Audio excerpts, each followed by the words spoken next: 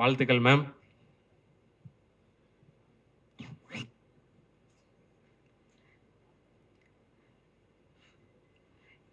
இங்கே வந்திருக்கும் அனைவருக்கும், பத்திரிகை நண்பர்களுக்கும், ஊடகங்களுக்கும்,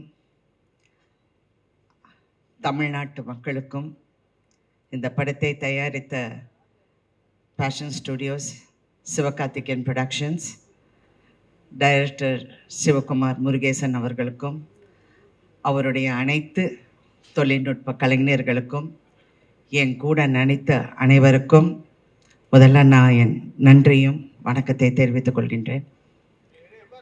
இது ஒரு சக்ஸஸ் மீட்னா ப்ரெஸ்ஸோட ஒரு சக்ஸஸ் மீட். அண்ட் ஒரு உண்மையான சக்ஸஸை கொண்டாட பெருமையாக இந்த மேடையில் நிற்கிறேன். சினிமா ஒரு ஃபன்னி பிளேஸ். இப்படியும் இருக்கலாம், அப்படியும் இருக்கலாம், எப்படி வேணாலும் இருக்கலாம். ஆனால் அதோட வெற்றி தோல்வி, அதோட அந்த அந்த சின்ன சின்ன நெளிவு சுழிவுகள் இதெல்லாம் நான் ரொம்ப வருஷமாக நான் பார்த்து நிறைய கற்றுக்கிட்டேன். பட் ஒன்று நான் எப்பவுமே ஒரு விஷயம் மட்டும் நான் எனக்கு வச்சிருக்கிறது, I don't take any thing seriously. எதுவுமே சீரியஸாக எடுத்துக்க மாட்டேன். அப்படியா? சந்தோஷம். நான் இந்த படம் நடிக்கிறப்போ ஆஃப்கோர்ஸ் நான் நிறைய பேசியிருக்கேன், அந்த படத்தை பற்றி சொல்லியிருக்கேன். அப்புறம் இசை வெளியீட்டு விழாவில் நிறையா இவர் பிரசன்னா பற்றி பேசியிருக்கேன், விவேக் பற்றி பேசியிருக்கேன். எல்லாம் நடித்தவங்க எல்லாரும். எனக்கு வருத்தம் என்னென்னா, அந்த ஷூட்டிங்கில் ஒருத்தர்கிட்டையும் நான் ஜாஸ்தி பேசலை. ஏன்னா ஒன்று அந்த வெயிட்டு என் உடம்புல, இன்னொன்று என் கால் வலி தாங்க முடியல. கண்ணை திறந்தேன்னா அழுதுடுவேங்கிற பயத்தில் கண்ணை மூடிக்கிட்டு அப்படியே உட்காந்துட்ருப்பேன். அந்த பாலசரவணன் தான் ஓரளவுக்கு என்கிட்ட பேசலான்னு நினைக்கிறேன். ஏன்னா அவர் என் பக்கத்துலேயே உட்காந்துட்டு இருந்தார். அப்புறம் இவங்களெல்லாம் எனக்கு தெரிஞ்சு கூட எனக்கு அவ்வளோ பேச முடியல. ரேஷல் எல்லாம் நான் ரொம்ப அப்ரிஷியேட் பண்ணேன், அப்படி பார்த்துக்கிட்டே இருப்பேன். அப்புறம் இந்த மருமகளாக அந்த 3 பொண்ணுங்களும், ஐயோப்பா என்ன performance, what is this performance, fantastic. இதில் முக்கியமாக இந்த படத்தை பற்றி பேசணுன்னா, இது ஒரு உண்மையான சக்ஸஸ்ங்கிறத தாண்டி நான் நிறைய எழுதி வச்சேன். இது இப்போ பிஸ்னஸில் ஒரு பெரிய வெற்றியை கணிச்சிருக்கு. எல்லாரும் 50 கோடி 60 கோடின்னு நீங்கள் நினச்சி பாருங்கள். இந்த படம் 150 ரூபா டிக்கெட்டில் இருந்து மாறாமல் இவ்வளோ கலெக்ட் பண்ணியிருக்கு. இப்போ சில பெரிய ஹீரோஸ் அந்த பெரிய படங்கள் வரும்போது 1500 200 2000 ரூபாய்க்கெல்லாம் டிக்கெட் விற்று அந்த கலெக்ஷன் அப்படி வந்திருக்குன்னா, if you look at it rightfully, we have done better then everybody else. Ticket ப்ரைஸை நியாயமாக வச்சு பெண்களுக்காக போய் இந்த படத்தை சேர வேண்டும், அவங்கள கஷ்டப்படுத்தக்கூடாதுன்னு அந்த டிக்கெட் ப்ரைஸ் அப்படியே வச்சு இன்ன வரைக்கும் உண்மையான சக்ஸஸ் அதுதான். ஏன்னா இந்த பிஸ்னஸ் அப்படின்னு பேசணுன்னா இதை நான் சொல்லி தான் ஆகணும். இதில் டைரக்டரை பற்றி நான் பேசணும். அவர் அதிகமாக பேச மாட்டார்னா, இன்னைக்கு பரவாயில்ல, மேடையில் கொஞ்சம் நல்லாவே பேசினார். எல்லாருக்கும் நன்றி சொல்லி, உண்மையிலே நீங்கள் எல்லாருமே பிரமாதமாக வேலை பார்த்தீங்க. அண்ட் எஸ்பெஷலி ப்ரொடக்ஷன் சைடில் ஒரு கலையாக இருக்கட்டும், ராகுலாக இருக்கட்டும், கார்த்திகா இருக்கட்டும், யாராக இருக்கட்டும், they really work so well. ஆனால் முக்கியமாக இதில் சிவகார்த்திகேயனை நான் என்ன சொல்கிறேன்னா, என்ன கேட்டாலும் அவருக்கு தெரியும், அப்டேட்லேயே இருக்கார். ப்ரொடியூசர்னால் இப்படி இருக்கணும். ஏன்னா நான் ஒரு ப்ரொடியூசர்னால I can understand and I appreciated that quality in you. He was updated about everything. என்கிட்ட சொல்லாரு, நீங்கள் அந்த சீனில் நடந்து வரீங்க பாருங்க. எனக்கு என்னடா நடந்து வர பற்றியே பேசுகிறாரு, என்ன இது நடந்து வருதுன்னு நான் நினச்சிக்கிட்டு இருந்தேன். படம் தியேட்டரில் பார்க்கும்போது தான் எனக்கு தெரிஞ்சுது. ஆனால் இதில் ஒரு பெரிய உண்மை மதிப்புக்குரிய கமல்ஹாசன் அவர்கள் சொன்னார், ராதிகா இந்த படம் ஜெயிக்கணும். இது ஏன் ஜெயிக்கணும் அப்படிங்கிறதுக்கு அவர் ஒரு காரணம் சொன்னார். இந்த படம் இந்த படம் ஓடலைன்னா எல்லாரும் ராதிகாவை பற்றி பேசுவாங்க. நீ நல்லா நடிச்சிருக்க, பிரமாதமாக நடிச்சிருக்கங்கிறது நான் படம் வரதுக்கு முன்னாடியே நானே சொல்லிட்டேன்.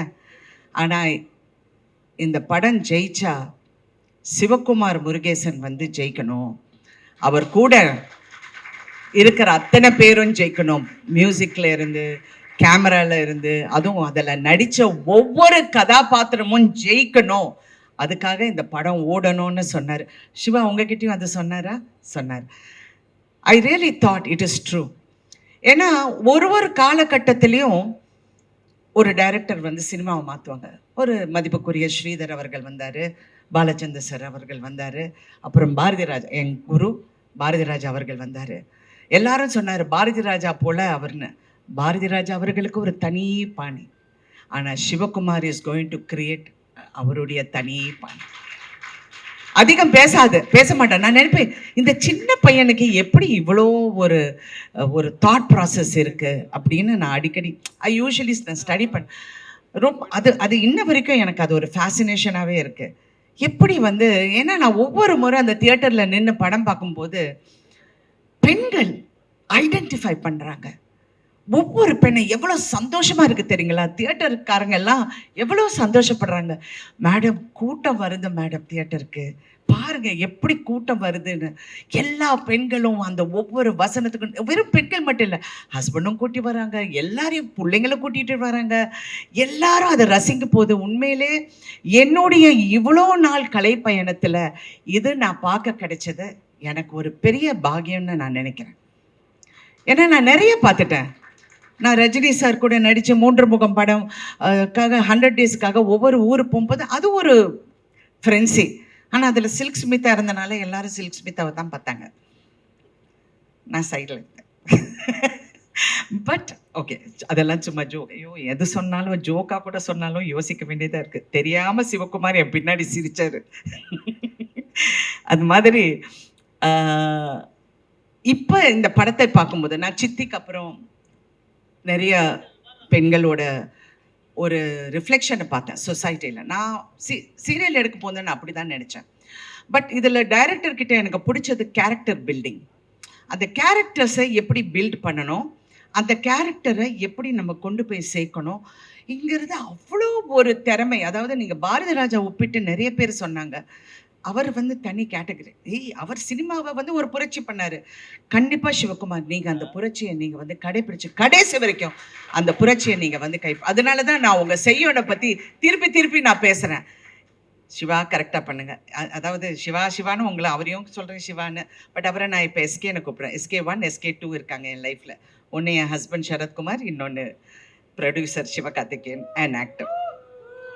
So 2 SKs who have changed my life also. ஏன்னா அவர் தான் என்னை வற்புறுத்தி இந்த படத்தை பண்ண சொன்னார். பண்ணியே ஆகணும்னு. நான் முடியவே முடியாதுன்னு. இப்போ உங்களுக்கு தெரியுதா, நேற்றே நான் 6 கதை கேட்டேன். எல்லாமே கிழவி கேரக்டர் வந்து சொன்னாங்க.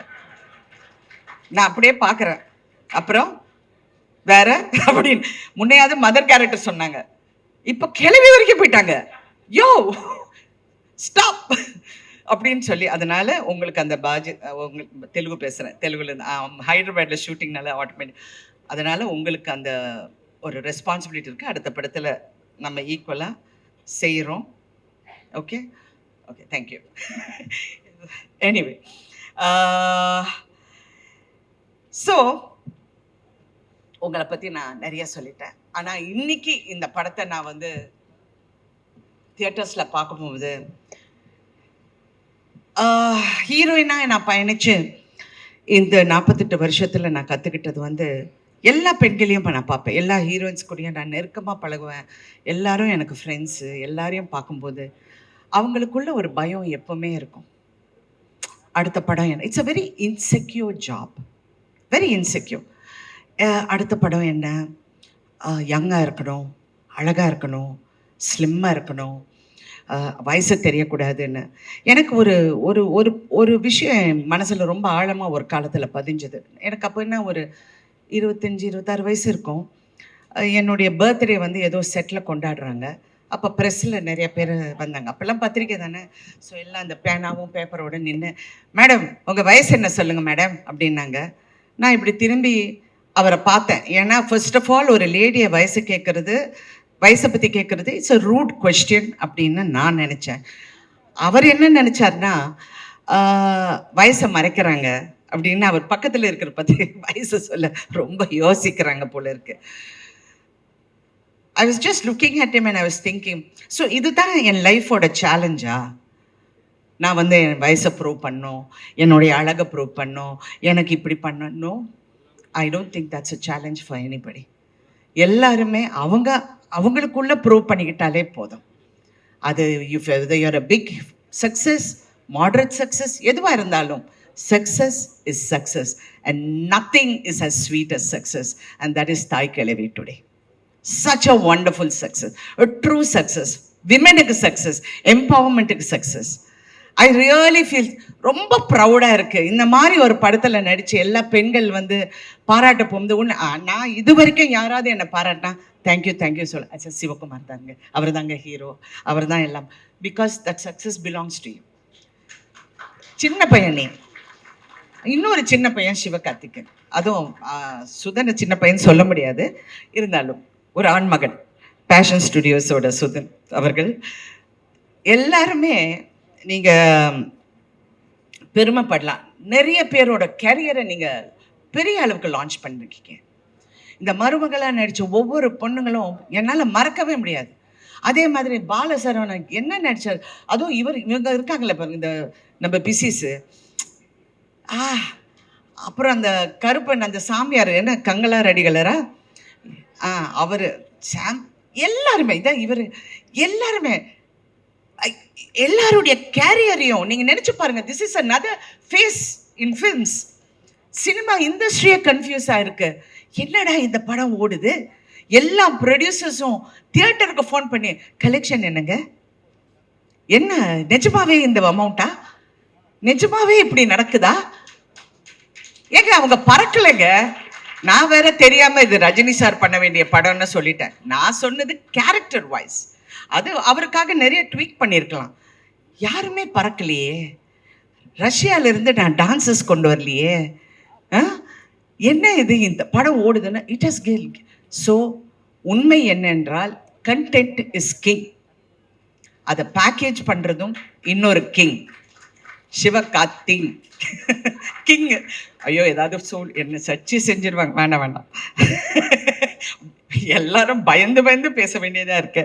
ஸோ எனிவே இன்னைக்கு வந்து இதெல்லாம் பார்க்கும்போது ரொம்ப சந்தோஷம். சிவா, ரெண்டு சிவாக்கும் இந்த ஆர்டிஸ்டுக்கு எல்லாமே I am really very happy for them. எனக்கு உண்மையில் நான் நிறைய பார்த்துட்டேன், நான் நிறைய வெற்றியை பார்த்துட்டேன், நிறைய விஷயங்கள் தாண்டி வந்துட்டேன். அவங்கள பார்க்க போகுது ரொம்ப சந்தோஷம். அங்கே சைனீஸ் டாக்டராக ஒர்க் பண்ணார் பாருங்க, அவர் வந்து ஒரு உண்மையை மறைச்சிட்டாரு. அவர் சரத்குமாரோட காலேஜ் மேட்.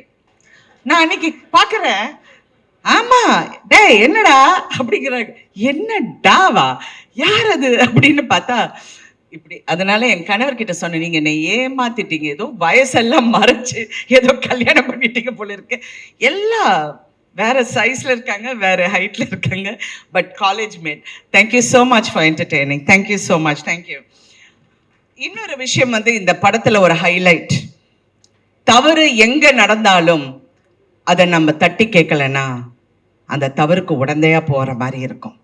ஒவ்வொரு கேரக்டரும் தவற உணர்றாங்க அவங்கவுங்க விதத்தில். எனக்கு அது ரொம்ப பிடிச்சிருக்கு. அது மருமகளாக இருக்கட்டும், அந்த அடுத்த கேரக்டர்ஸாக இருக்கட்டும், கங்காரடிகளாக இருக்கட்டும், அந்த தவறை எப்படி உணர்றாங்க அதுதான் இது. ஏன்னா சமீப காலமாக நான் பார்க்கும்போது சொசைட்டியில் இவ்வளோ மாற்றம் இருக்கா, இவ்வளோ முட்டாளுங்க இருக்காங்களா, இவ்வளோ எம்பத்தி, அதாவது ஒரு மனசுக்குள்ள ஒரு சிம்பத்தி இல்லாமல் நிறைய பேர் இருக்காங்களா அப்படிங்கிற ஒரு பயம் வந்தது. சினிமா வந்து ஒரு சமுதாயத்தை கெடுக்குதா அப்படிங்கிற ஒரு கேள்வியும் வருது. ஏன்னா நம்ம வீட்லேயும் பிள்ளைங்க இருக்காங்க, எல்லாரும் இருக்காங்க. கலையை நீங்கள் அப்படியே நெளியுறீங்க, நான் ஒன்றும் தவறாக சொல்ல மாட்டேன்.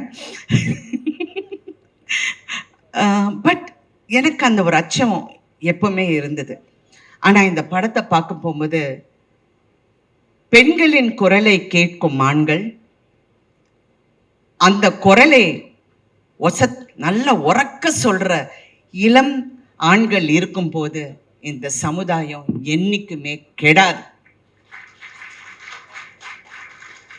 It is a truth. ஏன்னா பயமா இருக்கு ஒவ்வொரு பேசுறது, சில பிள்ளைங்க பேசுறது பார்த்தா எனக்கு வயிறெல்லாம் ஐயோ இவங்கெல்லாம் வீட்டில் போய் எப்படி இருக்காங்க அந்த மாதிரியெல்லாம் நினைக்க தோணுது. But no. So press also has to be responsible. இந்த மாதிரி நல்ல விஷயங்கள் இன்னும் எடுத்து காட்டினா ஐம் ரியலி இது நாளைக்கு உங்கள் பிள்ளைங்களுக்கு நாளைக்கு வர சமுதாயத்துக்கு இது ஒரு பெரிய ஒரு ஒரு எடுத்துக்காட்டாக இருக்கும்.